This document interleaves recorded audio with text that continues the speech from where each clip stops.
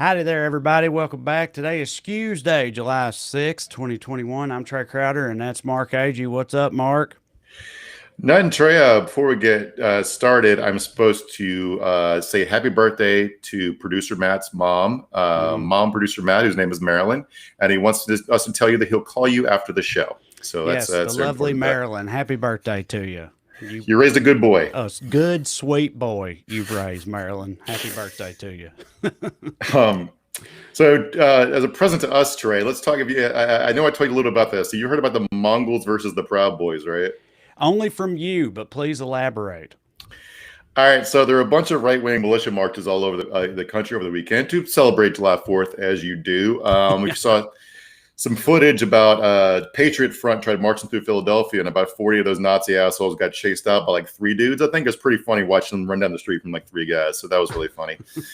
But here in California, some Proud Boys were walking around trying to fight some Antifa to fight, and I don't know if they succeeded or not at that, but they did find a group of people who were mad at them, and one of the guys pulled a bat on this woman.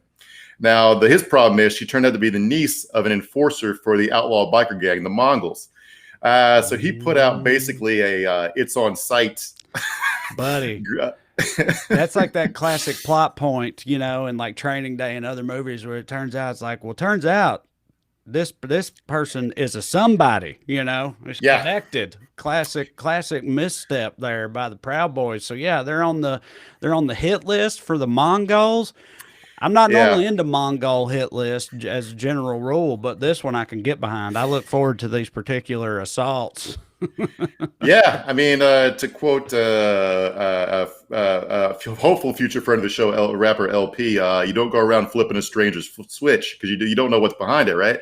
And but I do like that they've been walking around cosplaying as a gang for like the last decade, and now they ran into an actual gang, and it's going to be a real fucking problem for them because they have this in their head that their arch enemies Antifa, and they just accidentally leveled up like a motherfucker because the Mongols, unlike Antifa, do have weapons caches and a headquarters. So good luck, buddy.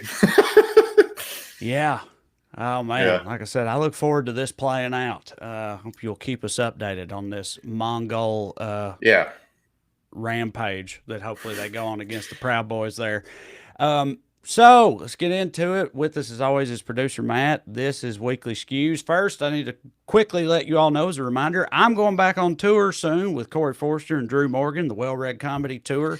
You can go to wellreadcomedy.com and see where we're going and get your tickets. I've already seen some comments over here saying people bought tickets. I appreciate that. Love y'all very much. And if your city's not on there now, it doesn't mean it won't be. We're adding them every day, and we're very much looking forward to it. So please come and see us. Okay, so on tonight's show, we will discuss the increasingly hellish conditions in the western U.S. as the region faces a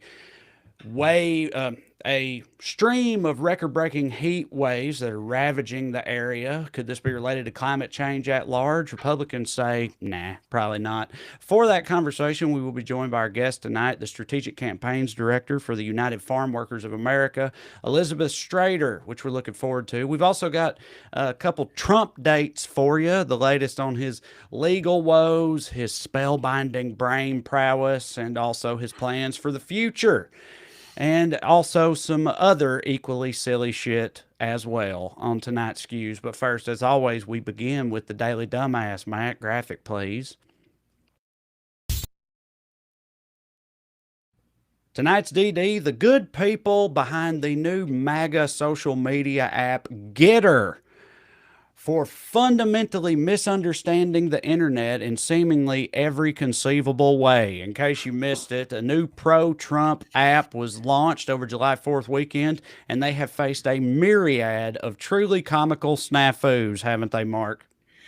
Yeah, so first thing, less than 24 hours, they were hacked, and then they immediately denied being hacked, but then one of the hackers reached out to a reporter and gave him his own secret contact information and password back to him to prove they had hacked the site because the reporters had signed up for it to keep track of what's happening on there. So they got caught in that fucking lie immediately. But even worse than that, these sites are founded upon the idea that content moderation is inherently anti-First Amendment, right? You're supposed to be able to say all the Nazi shit you want on Twitter, right? That's what they want. So what has happened is a bunch of people have gotten on there and filled it to the brim with Sonic the Hedgehog porn. Uh, Oh, God bless the cesspool that is the internet, man. Oh my God. Here's a quote from a story about it. Its slogan, "The marketplace of ideas," suggests that an inexplicably fence-sitting centrist might find it appealing as well, and that's particularly true if they're into furry-vor artwork and memes about Sonic the Hedgehog getting pregnant.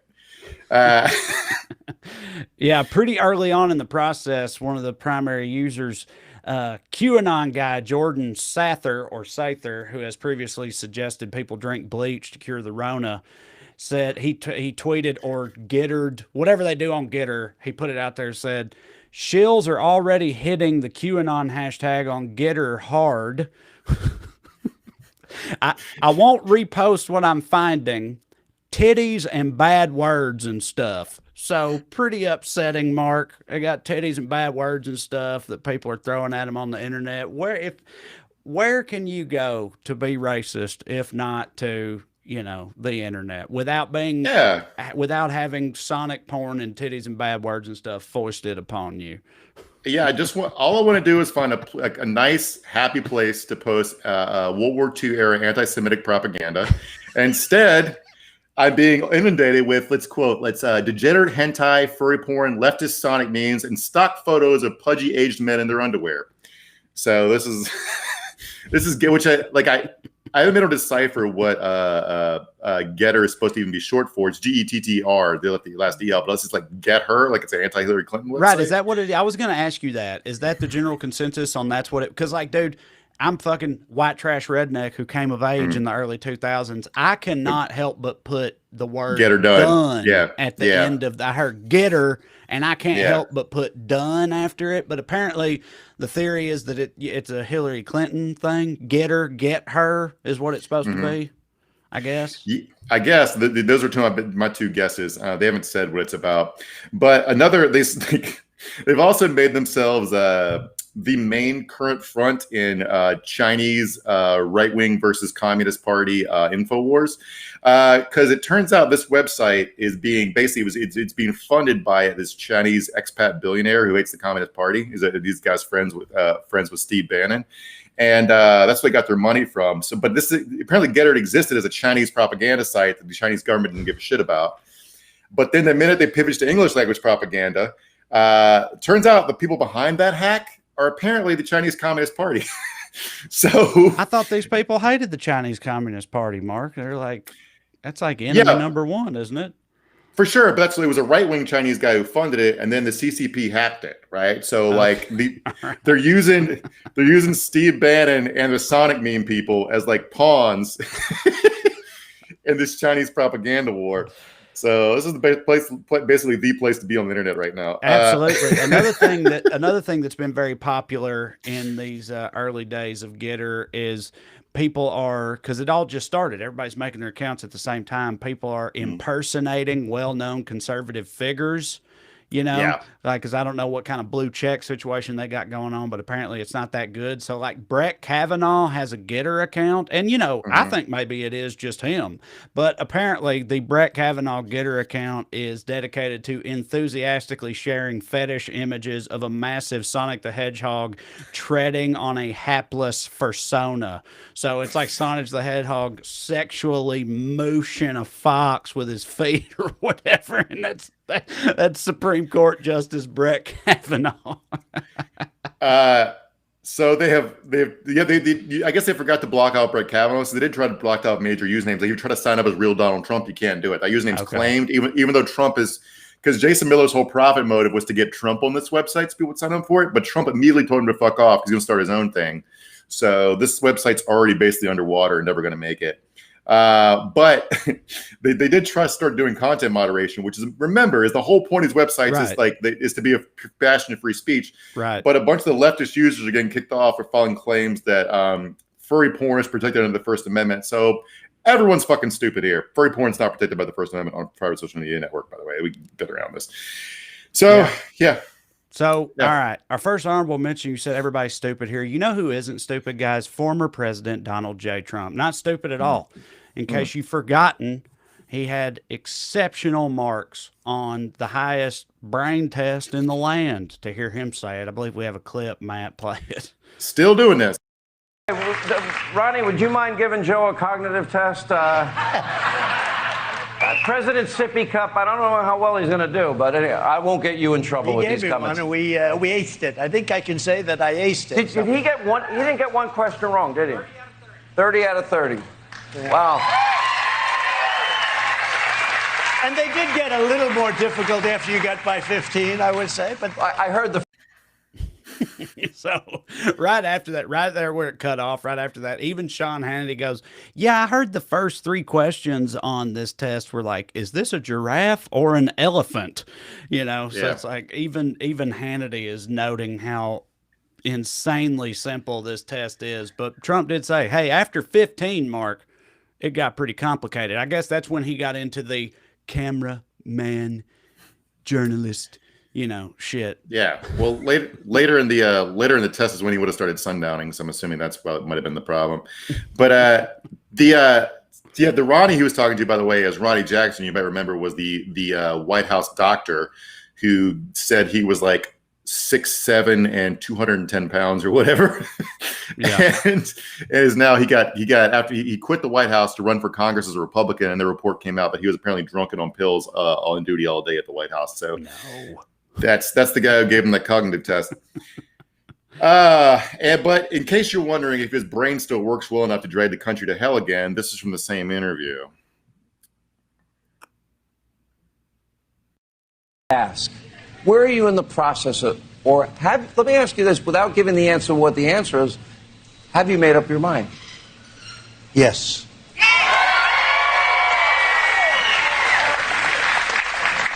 I think you got it right. Yeah. I mean, not that it's surprising at all, but it certainly seems to me that, yeah, he's planning on running again. Is that your take on that? I mean, he wants to give them hope he's running again, so he can raise money for the next 3 years. I bet is at least the mindset. You never know what I mean, the guy lies as a course of habit, but he is laying the groundwork. He's still running around doing stuff like a candidate does. For example, he went to Texas last week to do an appearance at the border with a bunch of Republican congressmen, and it definitely had that special Trump, we're getting the band back together feel to it. Check out the soundtrack to this border visit.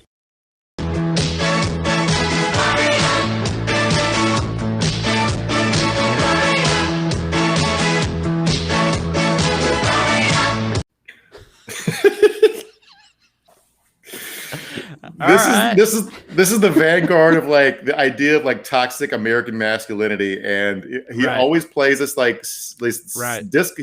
He's a child of the 70s in New York, but he loves cocaine and disco, baby. It was the Village People was his main thing for a long time. Like that was his band, was the Village People. You know, one of the more homoerotic acts in the history of music. I feel like, which is fine. That's fine, but it's a funny choice for the. Although I guess on the surface they are extremely manly. The Village People.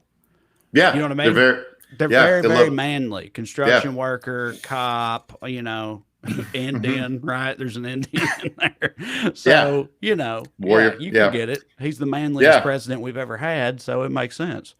Later at that visit, we don't have the clip, but I did see it earlier. He speaking of the Village People, a reporter said, "Mr. President, are you sorry about January 6th?" To which everyone else there booed the reporter, and then they drowned out further questions by blasting YMCA, because our glorious leader, his favorite memory in life was catching the clap at Studio 54 in 1977, and we're just all forced to endlessly relive it.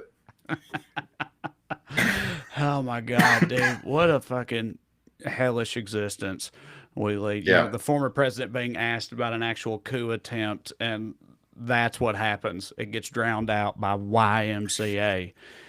Okay. But the one of America's top 5 anthems about anonymous blowjobs in a rec center. Yeah.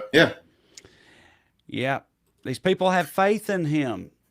Maybe some misplaced faith. I'm not sure, because our next honorable mention is actually Donald Trump still, for being every random idiot's deadbeat dad. They can't count on this guy, it seems like, Mark. Every week we've got a new story about the January 6th insurrectionists, and here's what we've got this week. You throw up the screen grab there, Matt, if you have it.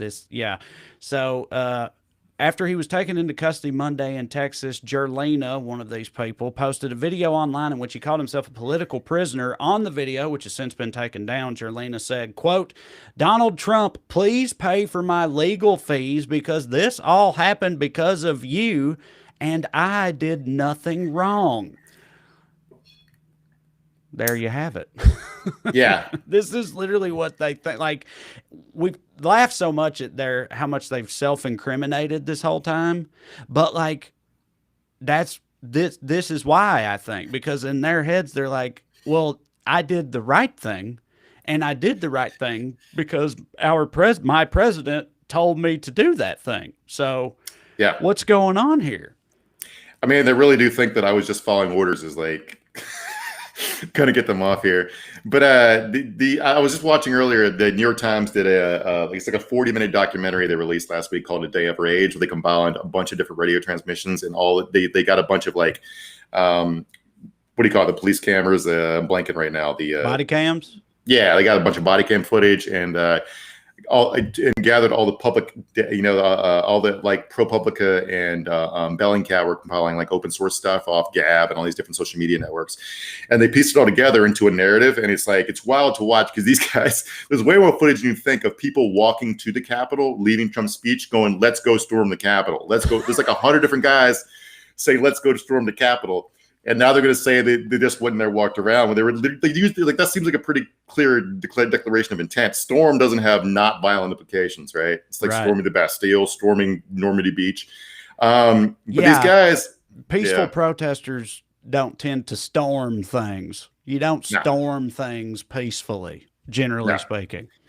No, storming to me connotates like the football game version of it's like beast mode. Right. It's like, it's not a nonviolent imagery. But these guys just cannot help playing innocent. Like, here's a clip from last week. This guy got arrested, or he's on the verge of getting arrested. And listen, perfectly innocent explanation. This guy on his porch, no shirt on. I'm a documentarian, and when you guys hear of something, you guys show up as you do now and ask questions or record and see what happens. So that's what I was doing there.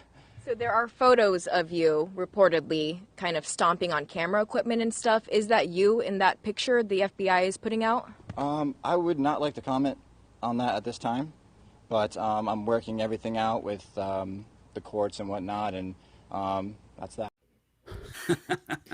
Dude, every single week, it's like we talk about just how comically over the top everything is that comes out about these people. Like, why does he have to be shirtless? Because of course he does, because that's the reality that we're dealing with here. Like, it wouldn't be as cosmically hilarious if he wasn't shirtless, so he's shirtless.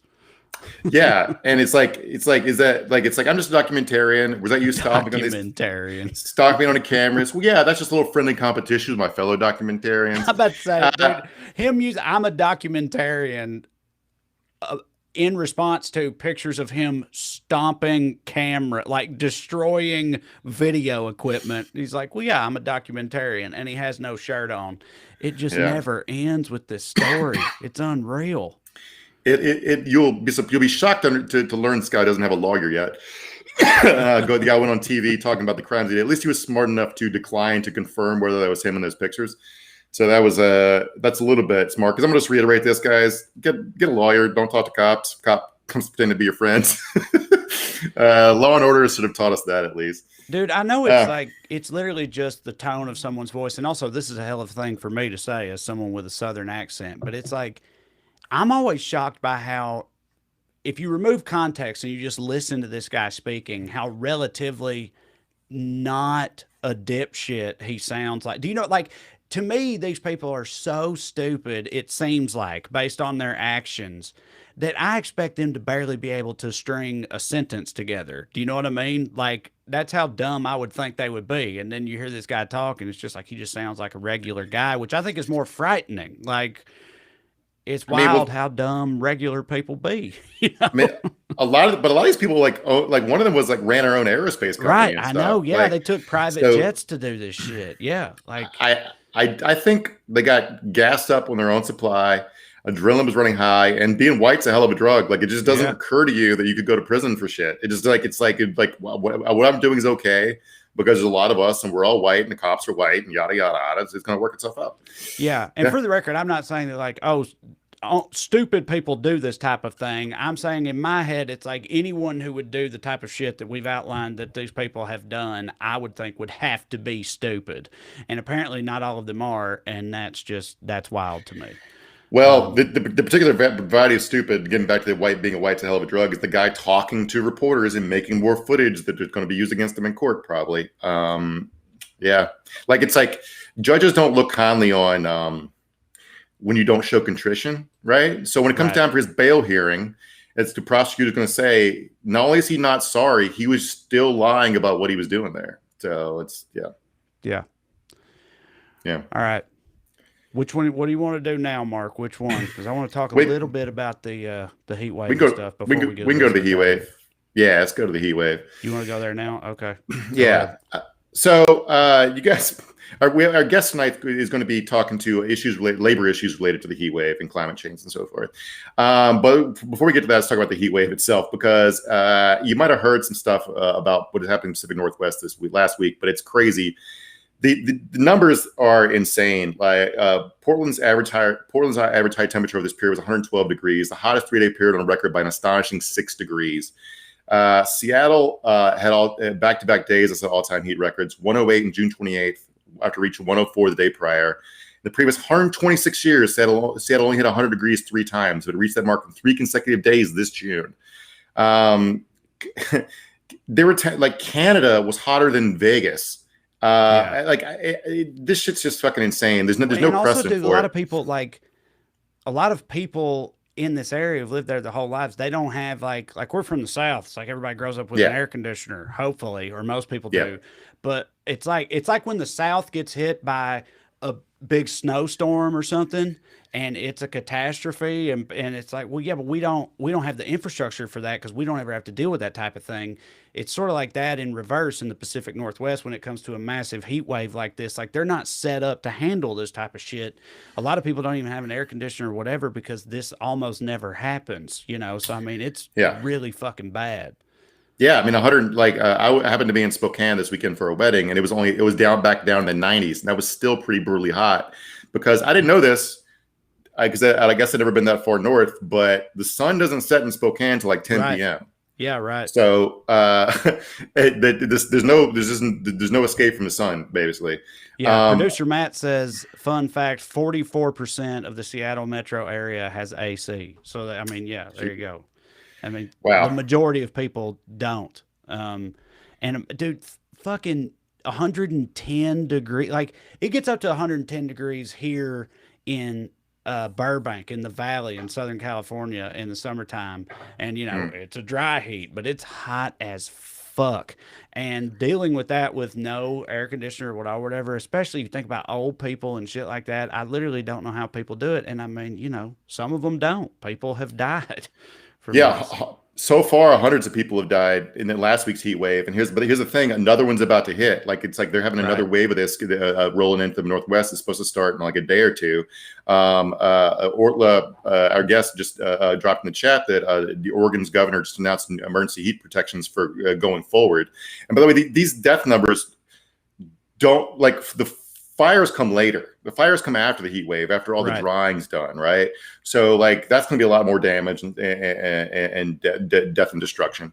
And conservatives have started pivoting from denying, like, some of the bigger assholes still deny climate change, but they're already pivoting to either delay. We need to make changes, but like, let's figure out the exact changes, what's not too expensive.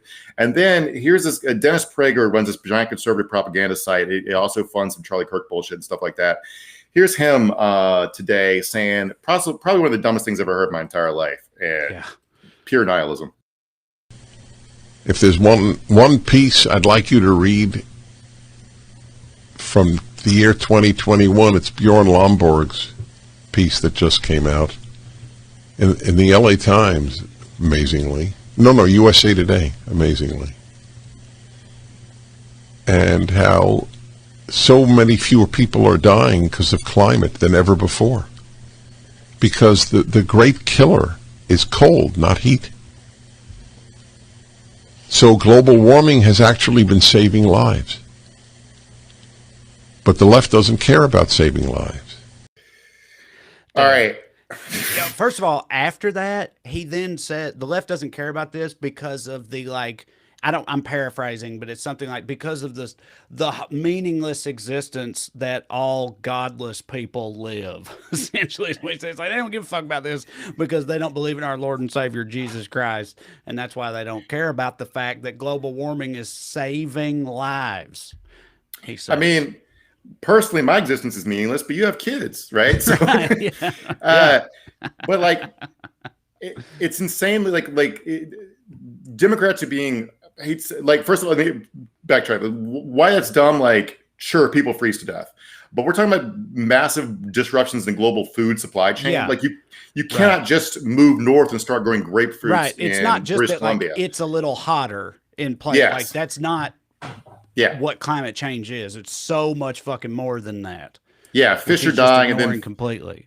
Fish die, then everything that eats fish died, and so on and so on. It's like these are giant systemic collapses that we need to figure out a way to reverse, or we're all going to be screwed and picked in ways that are much more damaging than having to live through 3 days of brutal heat with no air conditioning, even if it does kill a lot of people. So two other big environmental things happened this week. First one was the ocean caught fire. If you haven't seen this video, it's absolutely insane. Insane. Yeah, Matt's got a screen grab of it. That's in the middle of the ocean. It looks like fucking Ragnarok. Yes. A gateway, a portal to hell. It is insane. Because a natural gas pipeline there ruptured or whatever, and so you have this hellfire. The other thing that's sort of the funny version of evil that happened this week is Greenpeace pretended to be some headhunters from like a big corporate consulting firm who are trying to hire these lobbyists for Exxon away from their jobs. So interview them on how good they are at doing evil, and they gladly oblige. One guy, the guy we're going to look at here video clips from, is the congressional lobbyist. They also got their White House lobbyist on video. But check out the banality of evil in these fucking clips. Oh, Matt doesn't have the clips. Oh, okay. He tells that. Sorry. But the guy, he says, he basically just straight up admits, we just say we want a carbon tax because it's a, quote, nice advocacy effort, but that's literally never going to happen. Yes. He also says, all bare, like, this is how we operate. Did we lie about the science? Yes. Is it illegal? No. He talks about how like their biggest heavy hitters in Congress are Joe Manchin and Kristen Sinema, and they're working them real hard, right? He talks about like it's like, of course he's talking himself up, but like the way he says like, oh, Exxon could be a pro carbon tax because it's not going to happen because we can be for it because we pay congressmen to be against it. Basically, it's like it's greenwashing. It's you never hear them say openly we are greenwashing. That was a term come up with by environmentalists, and you'd think that an actual opposition party could take all these things happening at the same time, the heat wave in the Pacific Northwest, the collapsing in infrastructure, they're debating an infrastructure and climate change bill right now. Right. Roads were buckling and electricity cables were popping in the Northwest. You could bring these Exxon dudes in to testify in front of Congress and a bunch of other Exxon execs. You could embarrass the shit out of these people and build public momentum to pass this bill. Are they doing any of that? No. Ro Khanna is trying. There's a few congressmen who are trying. I'm sure like the squad people are trying or whatever. But like, there's no momentum for any sort of effort to confront this shit. And everyone who's under 90, meaning everyone who's not in Congress, is going to be as fucked by this. But the old rich people don't care. Yeah, that's what's so infuriating. If you're on the left in this country, is like the leadership. They get these great cards to play just thrown into their laps, but then they just fold. They just don't play them for whatever reason. But all right, to continue this discussion, let's get our guest out here. Our guest tonight grew up on a Midwestern farm and understands the realities of hard work and the complexities of rural organizing. She is now the director of strategic campaigns for United Farmworkers. After spending her career in progressive political and labor organizing, she met her wife on the picket line. Everybody, our guest tonight, Elizabeth Strater. Elizabeth, hey. How you doing? Doing Cheers. Good. Thank you for joining us. Happy Big Hot Summer. Here we are. So, all right. There's a recent piece in Vice outlining a lot of these conditions being faced by agricultural workers in the midst of this heat wave. And in the middle of that you are quoted talking about how horrific they really are, and as opposed to just reading some of your quotes, could you, just elaborate on what the working conditions are like for agricultural workers amidst this heat wave right now? Well, I mean, particularly in the Pacific Northwest, we're talking about folks that are not, and when I say folks, I guess at first I'm going to be specific. So the bosses and the supervisors and the crew leaders and things like that are not used to these temperatures, even if the workers are. So, and they really don't they don't understand the difference between 90 and 110. It's unheard of up there. And the timing really could not have been worse for the Pacific Northwest, particularly. In Washington, we're really watching into the peak cherry season, which is one of the most incredible labor scrambles imaginable. So, you're looking at a place that's not used to 110. It's 110, 115, 120. It's all hands on deck as far as the scramble to get the labor in. And particularly with farm workers, and this isn't unique to the cherries, but farm workers, as everyone probably knows, they're exempt from a good portion of our federal labor laws. They were exempt in the 1930s from the Fair Labor Standards Act, the National Labor Relations Act. So, this is already, a category of worker that's someone in the 1930s, accepted that they were less than, and that continues to be the case. So they're working for piece rate. They're not working for hourly.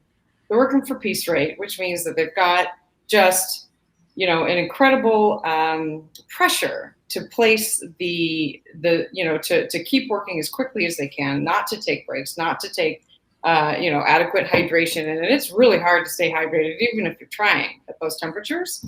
But, if you're adequately hydrated and you have to, and you're working on ladders and you're working for piece rate, if you take a bathroom break, that's money out of your pocket. Right. Yeah.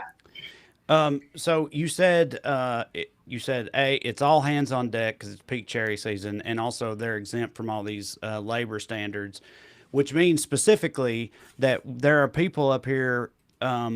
You have 12-year-olds, right, and literal children and elderly people out there working right now. Yeah. So it's there's also a lot of blueberry harvest going on. In the blueberries, it's legal for the 12-year-olds to be working. In the cherries, it's not, but that doesn't mean we don't see it. And it doesn't mean we don't see kids younger than 12 either. Because, even when we're talking about being excluded from the Fair Labor Standards Act, that's everything. That's your minimum wage, your overtime, your, and the child labor laws too. And we had workers say over and over this year, there's just more kids in the field than usual. There's more kids out here than usual. Damn. And you get it. I get it. It's not about the families. It's not about the choice. Those families are damned if they do, and they're damned if they don't. Especially when it's 120 degrees, your boss is leaning on you like you've never been leaned on, and all of a sudden now they're asking you to call in. You got to come into work at 2 a.m. There's no childcare.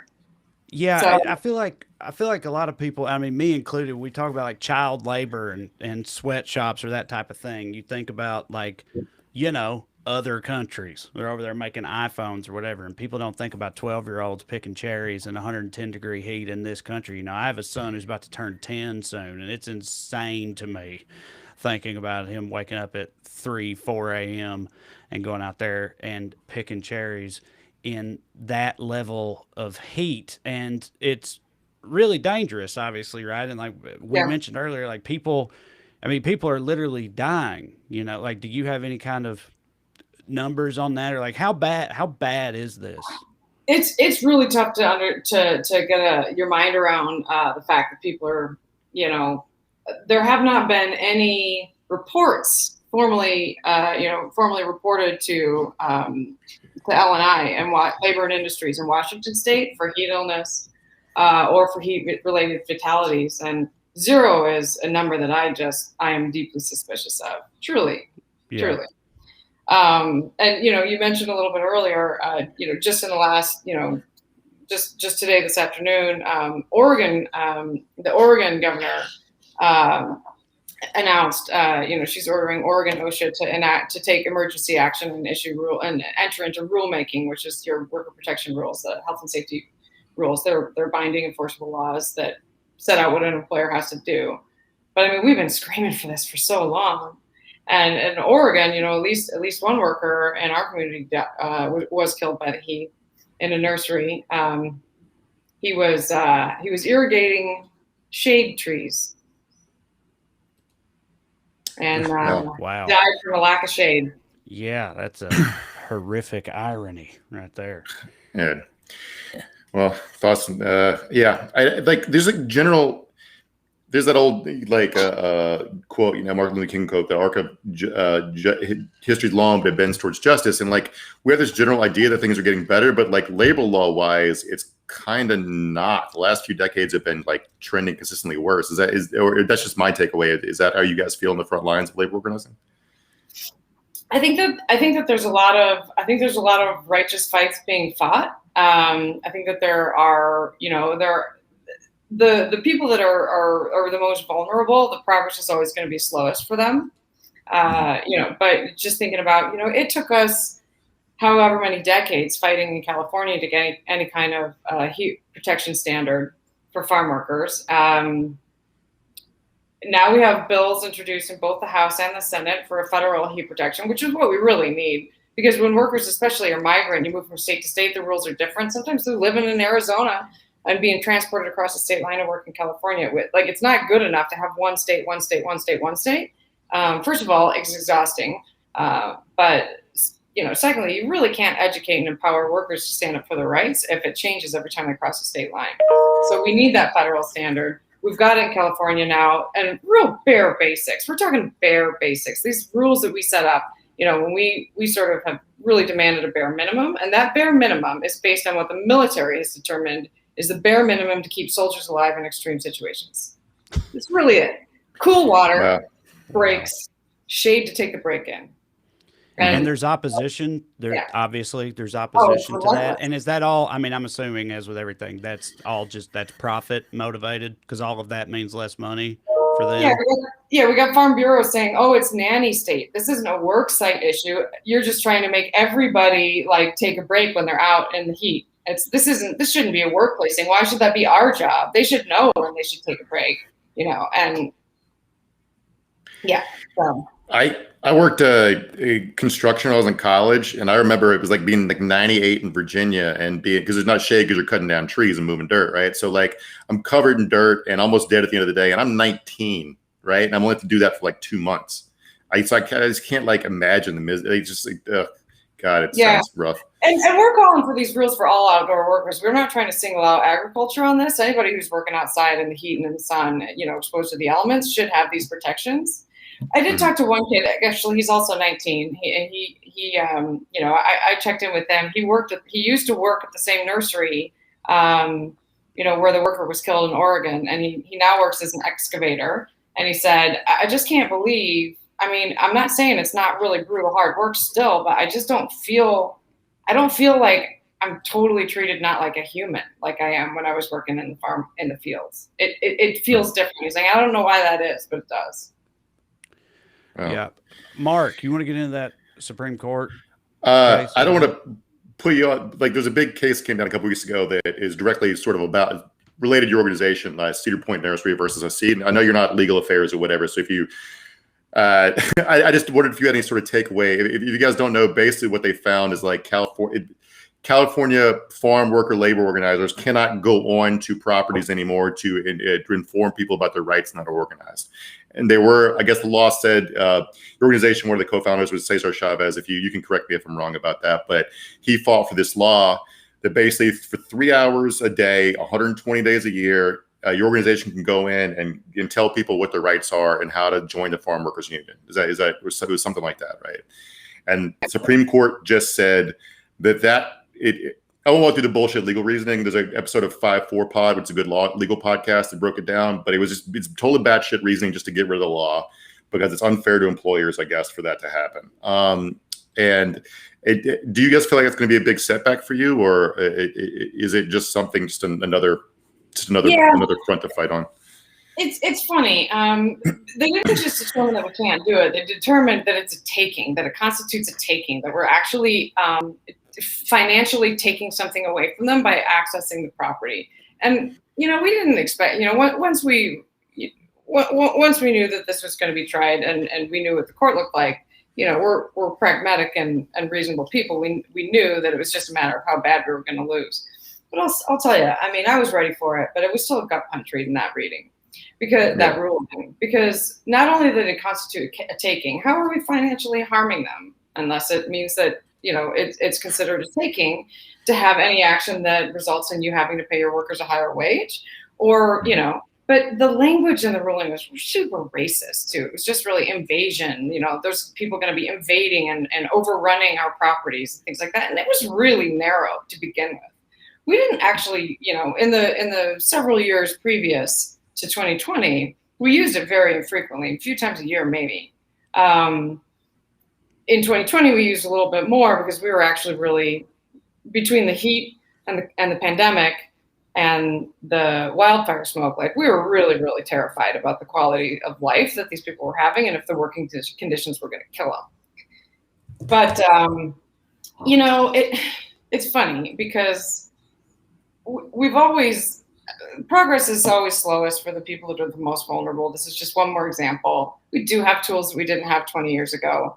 But what people don't understand, I think, sometimes, is that a lot of these workers, it's not like you're at the steel mill. It's not like they're a nursing home worker where you can do home visits. You can wait till the shift change. You can be, just off the property line.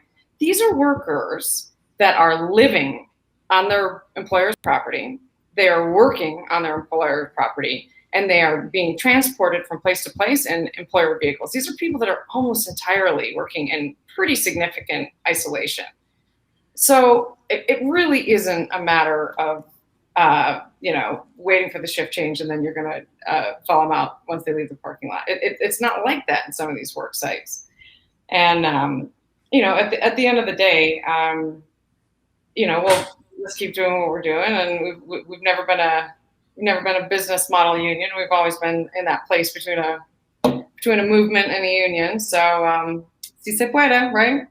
Right. So, kind of on that note, I wanted to pivot a little bit because I definitely want to take a chance to ask you about this. You work in this field on the West Coast, right? And Mark and I are both rural Americans or rural expats, whatever you call it. He's from Virginia, I'm from Tennessee. And you've spent a career in progressive political and labor organizing and whatnot. And we talk a lot on the show about the struggles with that when it comes to rural America, but it's limited in our experience to, the South, basically. And I know what that's like. And I think also a lot of people, when they think about rural America, they think about the South or the Midwest. You know what I mean? And I'm wondering if you could just talk a little bit about what that's like on the West Coast, like the struggles you face, how that's gone, things like that. Oh, apparently we lost Elizabeth. So never mind. We'll see if she comes back in just a second. We can fill time here. Oh, she's back. Elizabeth's back. What happened? All right. No, it's fine. So I don't know. I was just saying Mark and I are both from the rural South, basically. We have tech issues. Like this is a very simple tech issue for us. So don't very on brand for this show, but we know about, rural progressivism in the South, basically. I'm just wondering what it's like, on the West Coast, having worked in it for so long, like what that experience has been like, what the struggles are, how that goes for you. Well, I mean, I grew up in Michigan. So, I really, there are differences, certainly. But even, if you look at the difference between, I spent a tremendous amount of my time and energy in the Pacific Northwest. I'm based in California, and, they're very, very different turf. There is so much more community structure for farm workers specifically, and for undocumented, folks, and for folks that are, monolingual Spanish speakers. In California, there's so much more resources for them, and so much more just sort of a civic awareness, as opposed to somewhere like the Pacific Northwest, which really does feel a little bit more like the Midwest. It's a little bit more, there's just an additional step of that isolation. Right. So, and there's really similar issues, faced by farm workers no matter where they work, whether it's Michigan, whether it's Florida, whether it's Alabama. I do find a tremendous amount of difference in the Western United States as opposed to, places like Florida, for example, or Alabama, as far as there's a political will that you at least feel like you can get a toehold in Washington, in Oregon. You can shame those folks, and it's pretty hard to shame some of the folks in the Southeast. Boy, ain't that the truth?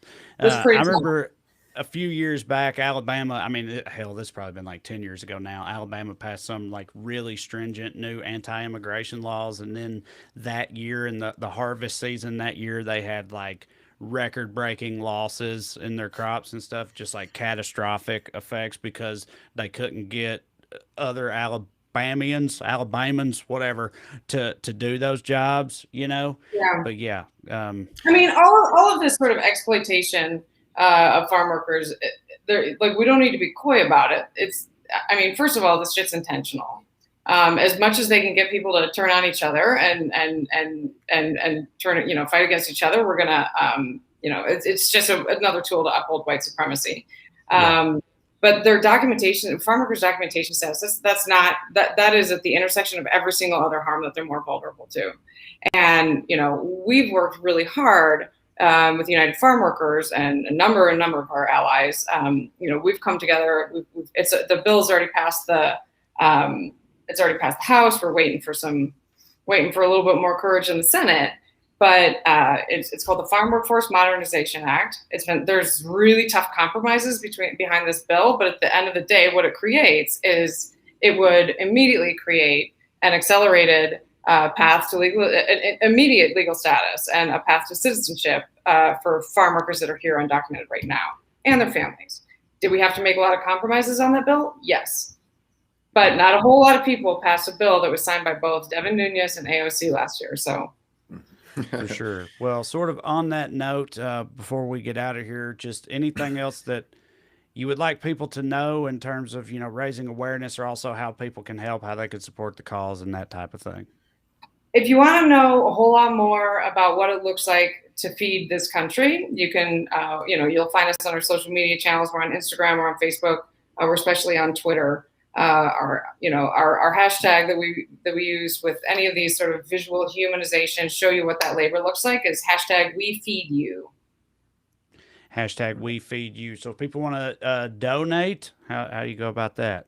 Oh, believe me, I'm out there on that hashtag like this, saying here's where you can money. Here's where you can send an email and sign a petition, but also the money is in here. Okay, cool. So I want to say one of the things I thank you, Elizabeth. Like our role in this, whatever this is just to sit around and complain a lot. So it's nice to hear someone who's just who's a happy warrior and thinks that progress can be made. Who it's does very nice stuff. and Me and Mark are huge appreciators of people who do things, because we just talk shit and run our mouths. So I do plenty of that too. There's 24 hours in the day. Yeah. All right. Thank you, Elizabeth. Thank you very much. We appreciate it. Take care. Thanks, both. All right. Elizabeth Strater, everybody. All right, Matt, we could get into questions and comments now. I want to say it's kind of sort of on the subject. Mark, if you saw that Fox News is starting Fox Weather, what do you think about that? I guess they wanted to be able to literally tell people, piss on people's leg and tell them it's raining. Is my only takeaway from that. Yeah. I guess we have to talk. Like, my takeaway was that like they're trying, their brand sort of suffering on the news side a little bit, especially with Trump like turning against them. Yeah, they got villainized by their own people for a while there. They became MSNBC, basically. Yeah. So I guess they're trying to use the brand to pivot to the only other kind of programming that old people like. Exactly. I wondered the same thing. Like, is their viewership getting, so old now that it's like, well, we got to pivot into weather. Listen, we're, if our primary demographic is going to be this fucking old, we got to get into the weather market. Mary Whalen says Fox Weather's going to need a lot of Sharpies. Yes, I like that. That's funny. Matt did want us to mention that there's a breaking news story tonight that looks like Cozy Bear, the Russian ops group that hacked the DNC, has also hacked the RNC recently, which is extremely funny to me. They're it's all about chaos for them, isn't it? Discord and just like divisiveness. Like that's really what they're about. The Russia. It's not partisan. It's not partisan in American terms. It's just about driving a wedge between the two sides. Like they'll fuck with both sides. They do have more cultural affinity for Republicans because they are Russia's white supremacist and has turned old school Orthodox religious. They legalize spousal abuse and shit and beating their kids. So there is a certain section of the Republican Party that loves them, but by and large, anybody who thinks that Russia was all about helping Republicans is a fucking sucker. Because it's just like it's not even Sun Tzu shit. It's like you hack the DNC when the Republicans are in charge. Democrats get mad at Republicans. Then you hack the RNC, and then they can get mad at Biden for not doing enough to protect them. Meanwhile, there's always ransomware attacks. It's just fucking general Hamburglar chaos shit. Yeah. Let's see here. Katrina Taylor says it's to downplay climate change. Yeah, I also wondered that if it would be a straight up the climate change denial network, like how propagandized is it going to be? And I'm assuming probably quite a bit, but you were saying earlier, like even a lot of them have started to pivot a little bit from straight up denial and trying to like otherwise rationalize it or justify it or whatever. Yeah, I mean, I don't know how long a Weather Channel is going to be able to, because like you can't tell people it's 65 outside when it's 96. They're going to notice. But then again, who knows? I don't know. I don't know though. You think that's true? Like I don't know how much I believe that. Like that they like that Fox Weather with the Fox News cohort, that they could just tell them, hey, it's sunny and 72, baby, when the world's on fire, and they'll be like, yeah, it's sunny and 72. So the U.S. women's national team for soccer was playing in Canada. And there was a viral thing that their reactionaries got mad at, where so the guy playing the national anthem for the American national anthem was a 90-something-year-old World War II vet, played the harmonica, did a great job. The flag was in the opposite direction, so the players are confused about whether to look at the guy playing or the flag, and so half of them did one and half of them did the other. So the first half of the day, they're like they turn away from this veteran playing the national anthem, and then when they're like, no, we're looking at the flag, stupid, they go like. They turned away from this veteran playing. Right. So it's like they had it both ways. And then they did a segment this afternoon. They reported that the story was false. And then they go, but one of their commentators goes, but it just feels like it's true, doesn't it? And Man, I hadn't seen that. That is such a perfect like snapshot of the landscape right now, especially where all that shit is concerned, like with, the flag and kneeling and the thing or whatever else and supporting the troops and whatever. It's like, what do you do? I mean, if I was in those athletes' shoes in that situation, I don't know what I would do either, because I would be thinking like, I can't turn my back on this veteran. I got to support this troop. This is a troop right here needs my support. I got to support this troop. And then there's the flag. What do you do? Think about how hollow it is to compare like Elizabeth, our guest, is trying to help people survive and get water and food. And then they're trying to make people mad about a non-existent flag scandal. Like it's like all the guys. It's really depressing that that's half of that and critical a third race of America. Theory, man. Yeah, they tie together. They tie those two things together. Anna LA from YouTube says they're going to get their own scientist on Fox Weather to explain how climate change is God's will and not man-caused. God wants to raise the sea level because he thinks that we all deserve yachts, which would be very sweet of him. Clever Lil Vixen, Clever Lil Vixen on YouTube says, Fox Weather, quote, blame gay marriage. We will. Yeah, gay marriage causes hurricanes. Everybody knows it. Yeah, they haven't really tried that in a while. They did know somebody did say COVID-19 was punishment for America turned away from God, which I don't know why they would still punish the Vatican or whatever, but there we go. Elizabeth Strater, who's still hanging out with us in the green room over here, says she apparently went to the Kentucky Ark, that museum. I've been there. Says I've been there. With Jesus on the dot. You went to that? The Creation Museum. Yeah, I thought I'd show you the picture of me standing next to the Triceratops with the saddle on it. Maybe. I think you did. Please elaborate a little bit. Like, it's it's like first of all, this is a $100 million facility paid for by, I think, by the taxpayers of Kentucky. I know it was at least partially paid for by the taxpayers, Yeah. because I remember when that happened. Elizabeth says she thought it would be funny, and it wasn't. What's your take, Mark? I had some laughs. It's basically a giant diorama of the Garden of Eden, and it's like Adam and Eve petting penguins and velociraptors, and there's a bunch of other stuff on there. I don't know. It is exactly what you think it is, and they built a giant model of the Ark next to it too, so you can walk through the Ark if you want. I don't know how they decided. Tops with a saddle on it, like it's just so on the nose. I mean, if the Earth was 4,000 years old, that's just basically just like your great great great granddad. You don't think he'd try to race the Triceratops? Come on. But I thought I thought that dinosaurs were a lie, that the bones were planted there by Satan to trick us all into thinking dinosaurs existed. I didn't think they actually existed at the time of Adam and Eve. Science, That's what our I best thought. scientists still disagree about those two hypotheses. Oh, man. Not believing in dinosaurs. That's the fun shit. Justin Goldberg on YouTube says, shit, I'd ride a dinosaur. Yeah, I'm with you. Oh, and Avant from Facebook says, come on, dudes. Sha'Carri Richardson. Sha'Carri, would-be U.S. Olympian, has been disqualified for smoking weed. And I tweeted about it when it happened that Robin Williams, the late, great Robin Williams, literally had a bit on what I think was his last hour-long stand-up special, which came out like 20 years ago, all about making fun of how stupid it is to suggest that weed is a performance-enhancing drug. Because I guess this had happened with some snowboarder or something 20 years ago, and he was talking about how absurd that is. And I just can't believe that 20 years later, 20 years of states legalizing it and all that shit, and the general growing acceptance of cannabis in the, in the zeitgeist, 20 years of that later, this is still fucking happening. It blows my mind how stupid that is. I bet it does help with pain management to get a good night's sleep the night before a race. I wouldn't smoke it because of the lung capacity, but there's probably, but like, who cares? Don't you want the athletes to not be in pain and to get a good night's sleep before the race? I don't say that's I'm sure cheating. they have methods they can use legally to manage pain and soreness. You know what I mean? Like, I'm sure they have things that are approved they can do. So it's not like, so that should also be fine. But nobody's like blazing there are up people, and then running faster. There have been people who get popped for Tylenol PM before. So I don't like. Okay. Well, maybe not. I think this is all like this. The international testing regimen, the Olympic doping stuff is like incredibly stupid. And like there were 2 other women that got kicked off the team for testing for high testosterone. Not that anyone thought it was unnatural, but I'm not talking about trans athletes here or anything like that.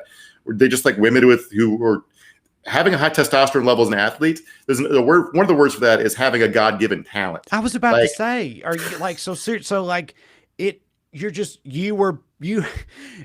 too naturally gifted for this. Like that's what they ruled. Like, no, it's unfair how good you are at this. Yeah. So you're out now. Shaquille O'Neal's thyroid is too powerful. He's got to be banned for the Olympics. Right. That's ridiculous. Brandy Ray Sheffy from Facebook says, let's just cancel the Olympics altogether. It's funny too, because like, I'm pretty sure, correct me if I'm wrong, Mark, but like they pretty much it's always like it's a money pit for whatever city ends up hosting it. Like it ends up being a nightmare usually for them, and people still line up to do it. It's like it just ends up being a big clusterfuck every time anyway. Go look at what's going on with the Brazilian Olympic facilities right now. Basically it's a way to use nationalism to trick your taxpayers into giving a bunch of money to various corporations. Right. In the process, you level a bunch of poor people's housing. The Olympics are fucking shitty. Like they're coming to LA in like 8 years, and there's so many organizing groups here trying to stop it because it's just like a nightmare for city infrastructure, and like it puts a bunch of money in the wrong people's pockets. And there's got to be a way to do an international sports competition that isn't such a travesty. And I tell you what, it ain't the World Cup, because it's just as nightmarish. Scotty Lewis from Facebook says, I never enter a professional knife juggling competition without smoking a joint first. I like that, Scotty. Good on you. A man after my own heart. All right. Well, thank you all for joining us, and thank you to Elizabeth for being our guest tonight. Thanks, Also, Elizabeth. yes, thank you, Matt. Jesus Christ, Lord, thank goodness for Matt. Come see me on tour, please. The Well-Read Comedy Tour. Go to wellreadcomedy.com. Get your tickets and information right now. I sure would appreciate it. Were you about to say something, Mark? No, I was, No. yeah, sorry. We've said enough. Thank you all very much.